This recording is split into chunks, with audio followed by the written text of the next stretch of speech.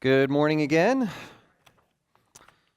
Our text this morning will be 1 Corinthians chapter 15. So if you have your Bible, please open it up. 1 Corinthians chapter 15. Hear the word of the Lord, beginning in verse 1.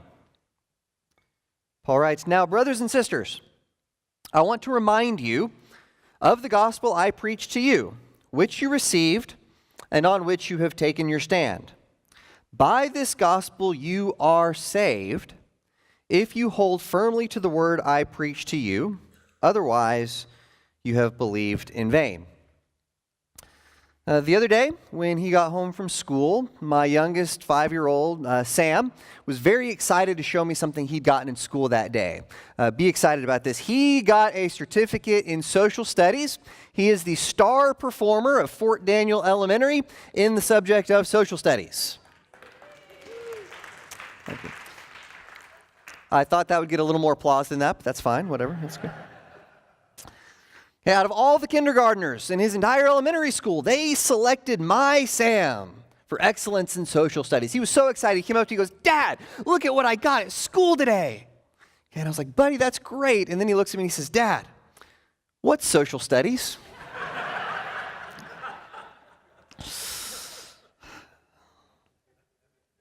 Okay, here's where I'm at this morning. I think most Christians are excited about the gospel. We sing songs about it. We talk about it. We'll wear crosses around our necks, or we'll put fish stickers on the backs of our cars because it matters. I think we understand something of what Paul says here in verse 2, where he says, "By this gospel you are saved." Okay, we know that we need the gospel. We know that this matters. We know this is not just good news. This is the best news. But what is it? What exactly is the gospel? I wonder if someone stopped you on the street and asked you that question. Okay, imagine your neighbor came up to you this afternoon and said to you, "I know you're a Christian. Tell me, what is the gospel?" Okay, what would you tell them? Okay, I want you to think about that seriously a second. Would you tell them something of your own story? Right? Maybe you'd say, "I once was lost in sin, but Jesus took me in. Then a light from heaven filled my soul." Will we do that? What would we tell them? That will not be the last time I sing this morning, by the way. I got some Michael Jackson coming up later for you, just so you're prepared. Okay, what would we tell them? What is the gospel? Would you tell them something about the Jesus story? Would you tell them about the death, the burial, resurrection? What would you tell someone if they asked you what is the gospel? Okay, if you've been to my Sunday morning Bible class, you've seen this study, but there's a group called Sticky Faith.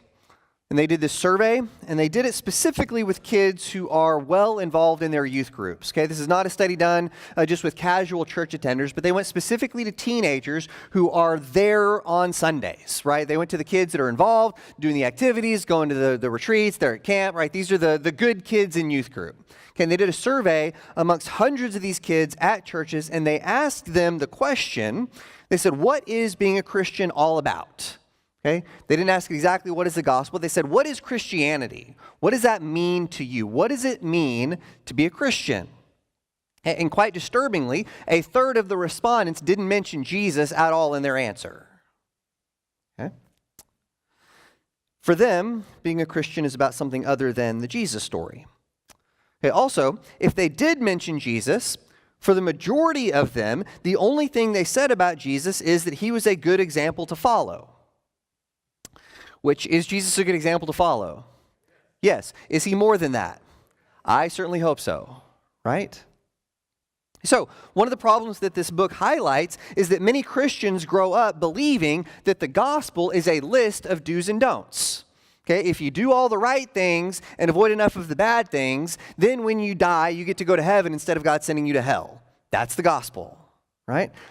That's a problem, okay? If all Christianity is following the right set of rules, then I think we've missed what the whole gospel is all about.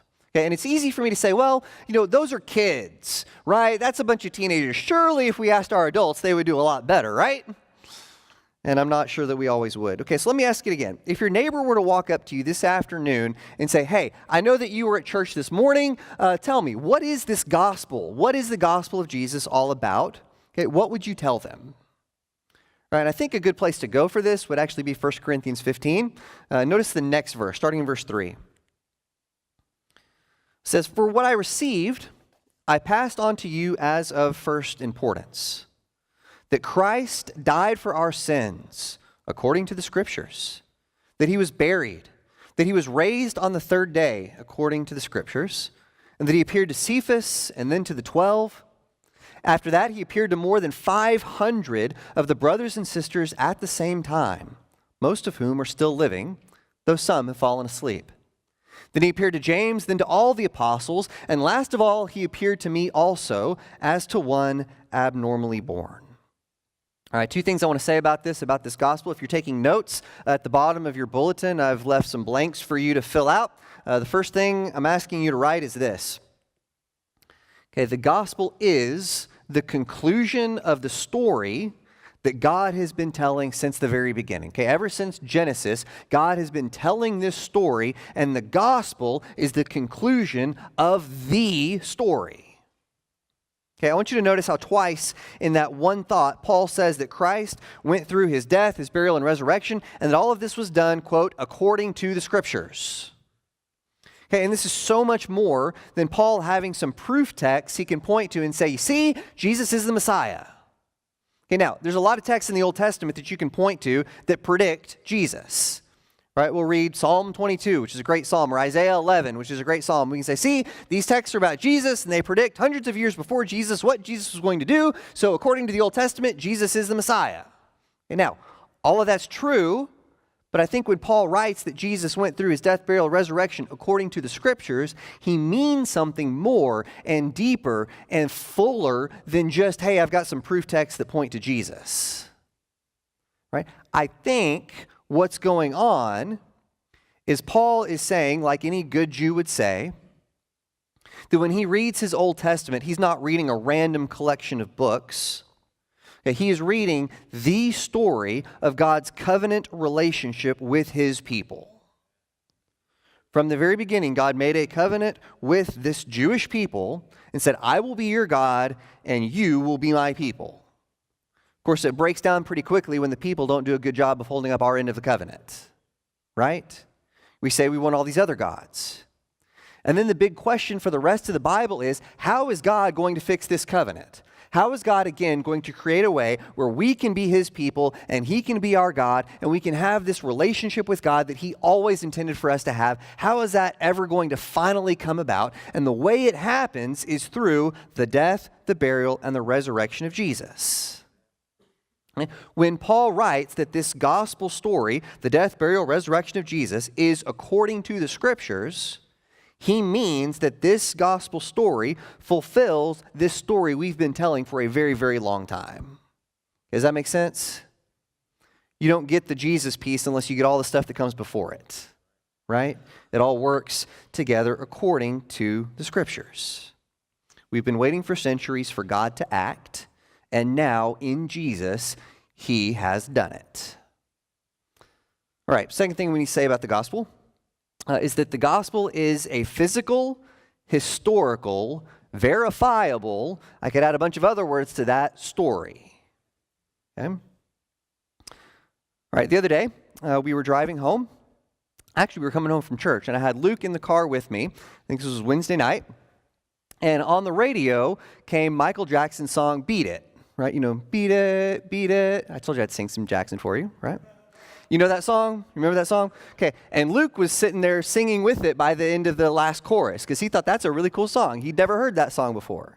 Okay, so as we get out of the car, Luke asked me, he goes, Dad, what was that song? That was really cool. I said, well, that's Beat It by Michael Jackson. So that's an old song. And he goes, he thought about it for a second. He goes, Dad, is that song older than you? And so I thought about it for a minute, and I thought, you know what? That's actually going to be pretty close. That came out early 80s, you know, back when the King of Pop was giving out his best stuff. Okay, and so I didn't know the answer to that, and so what I did is I asked one of the women in my life who always tells me everything I need to know. I asked Google, okay? And so I asked Google, and she told me that the song Beat It by Michael Jackson came out at the very end of November 1982, 3 months before I was born. Wait, 2 weeks after Rachel was born. Okay? I had the distinct pleasure of telling my sons, I am not as old as the song Beat It, but your mom is older than that song.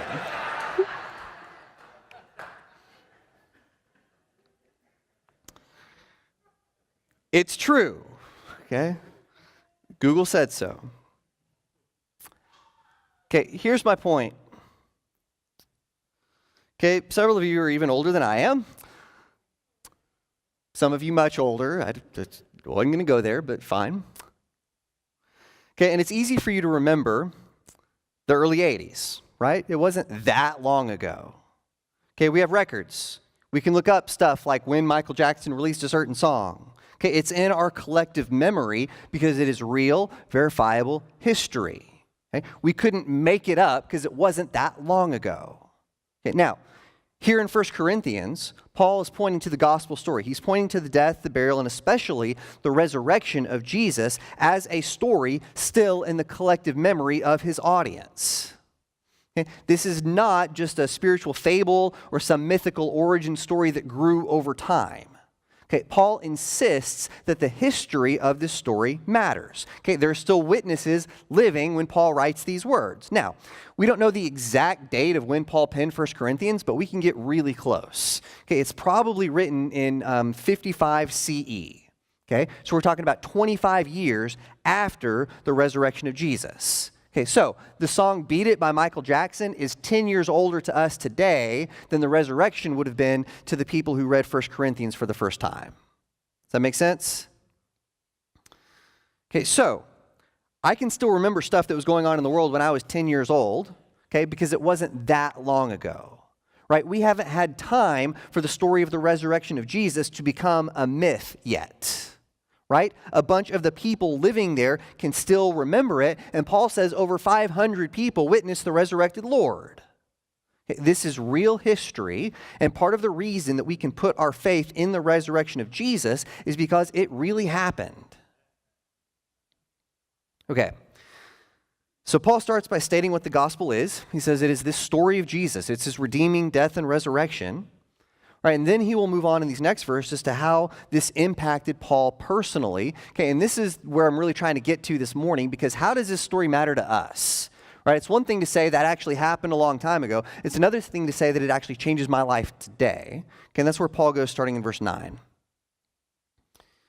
He says, "For I am the least of the apostles, and do not even deserve to be called an apostle, because I persecuted the church of God. But by the grace of God, I am what I am, and his grace to me was not without effect. No, I worked harder than all of them, yet not I, but the grace of God that was with me. Whether then it is I or they, this is what we preach, and this is what you believed." Right, again, if you're taking notes, 2 more things I want you to write down. Here's number 1. I think when we finally understand the gospel, when we finally have this story lodged in our brains and when we believe it, okay, understanding the gospel leads to an understanding of grace. If we understand the story of Jesus, we can't help but understand grace. Right, so last Sunday, my 5-year-old, who makes lots of appearances in my sermons, he had his very first loose tooth. Okay, if you were here last Sunday, chances are pretty good that Sam came up to you and showed you his loose tooth. He was very proud of it, very excited about it, his very first one. So while he was showing everybody after church his loose tooth, David Palmer, okay, a man who's supposed to be on my side, a man who's supposed to be helping me, says to my wife in the hearing of Sam, "You know that first tooth is worth $20 to the tooth fairy."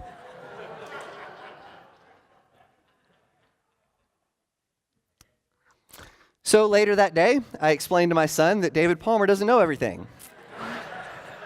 It's a lesson we should all learn, okay? And that David Palmer was just kidding. Mr. Palmer was just kidding, I promise, okay? So later that night, I did the dad thing where I was like, oh, let me see how loose it is. And then I just pulled it right out. So we have trust issues now, but that's a separate sermon. Okay. So that night, the tooth goes under his pillow. Over the night, it got swapped out for a crisp $1 bill. $1 bill. Okay? 6 a.m. Monday morning, Sam comes barreling into our room, holding his dollar, going, "This was supposed to be a 20.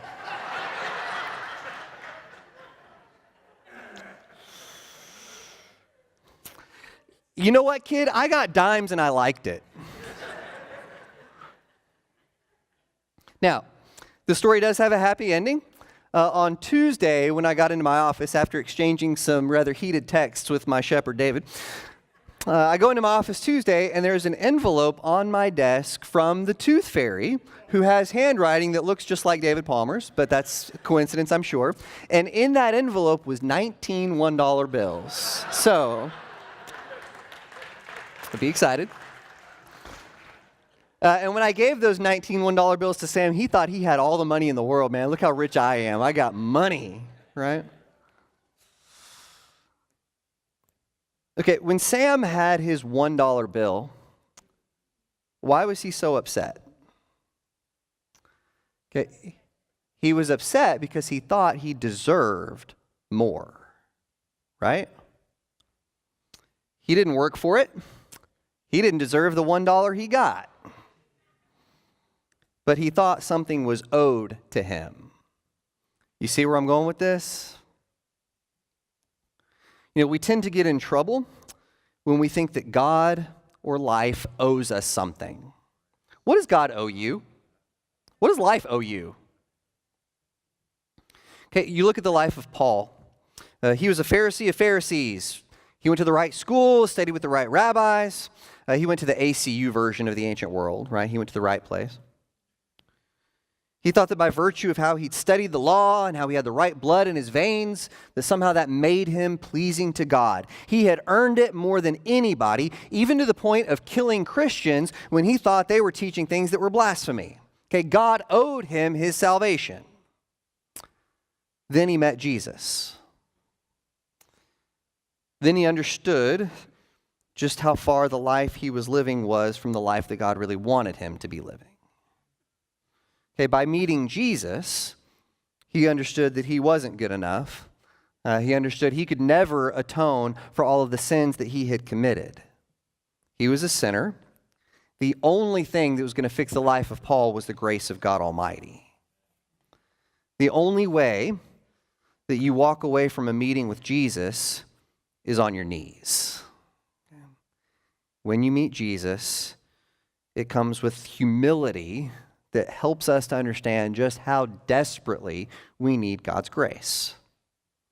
And I think that when you and I understand the gospel, when we fully begin to grasp the story of how the perfect Son of God came to this world and died to take away our sins, okay, that this Jesus rose from the dead, that he conquered death itself, that he ransomed us out of our slavery, okay, when we start to understand that story, we can't help but understand grace. Does that work? Okay, who paid the price so that you could be here this morning? Right? Who made it possible for you to go directly to the throne room of God in prayer today? Okay, who lovingly invites you to the table that will extend into all of eternity? Okay, the gospel is a story of God's salvation. I think when we begin to wrap our minds around that, we cannot help but understand grace. All right, number next and finally, I think when we understand the gospel, it leads us to spending our lives serving the gospel. Because you notice the end of Paul's story, right? Where does this lead? So the other day, for Sam's homework, I have a lot of Sam stories today. It's one of those days. The other day, Sam came home, and for his homework, he had to write some sentences. And the prompt question was, what do you want to be when you grow up? And why do you want to be that? And my son, my flesh and blood, says to me, he says, "Dad, when I grow up, I want to be a preacher." Right. Okay. Good job, son. Okay, and I say, so we write that out, right? I help him write his sentences and spell all the words. When I grow up, I want to be a preacher, period. And it's okay. The next part is now you have to write a sentence saying, why do you want to be that when you grow up? And he looks at me and he says, I want to be a preacher because it's easy. All you have to do is talk a little bit. Right. Y'all aren't laughing hard enough at that. That was funny. Y'all aren't laughing because you're like, yeah, that's what it means. Yeah, okay. Okay, here's the thing. I don't know what Sam's going to be when he grows up. If he's a preacher, I'm going to be proud of him. If he digs ditches for a living, I'm going to be proud of him. Right? I don't really care about what he does for a living. What I do care about, though, is that he grows up understanding the grace that God brought for him. Okay, and that no matter what his job is, no matter what his day job is, that he spends his life serving the gospel of Jesus Christ. Right? You know, Paul tells us here in chapter 15 that after he met Jesus, he immediately knew that he would spend his life serving God's kingdom. Right? He wasn't going to do it because it would be easy, right? It certainly wasn't easy for the Apostle Paul. Okay, but that he would do it because he knew that it meant more than anything else in all of the world. Again, this is not just good news. This is the only news that really matters. That's the gospel. So my question for us this morning is, where are you with this gospel? Okay, do you feel God's grace in your life? You know, some of us this morning are carrying guilt we don't have to carry. Okay, we need to lay that at the feet of Jesus. We need to allow his grace to be sufficient for us. We need to rest in the peace that we can get only in Jesus. You know, some of us this morning have experienced that grace. We know that we're redeemed sinners. And what we need to do is rededicate our lives to serving this story. We need to allow this story to move us into ministry. Again, where are you with the gospel today? Right, at this time in our service, we are going to sing a few verses of an invitation song. During the singing of this next song, I will be down front. One of our shepherds will be down front. This is a time in our service where we as the church want to be here for you. We would love to sit down with you, study with you more about what this gospel means to you. If you haven't ever been baptized, we'd love to talk with you about what that means and how that connects us to this gospel story of Jesus. This is also a time in our service where if you would like for us to pray with you, we would love that opportunity. This is just us. However we can help you, we want to be here for you. Before we sing that song, though, I'd like to close us with a word of blessing. May the Lord bless you and keep you. May the Lord make his face to shine upon you. May the Lord be gracious to you and give you peace. Let's stand and sing.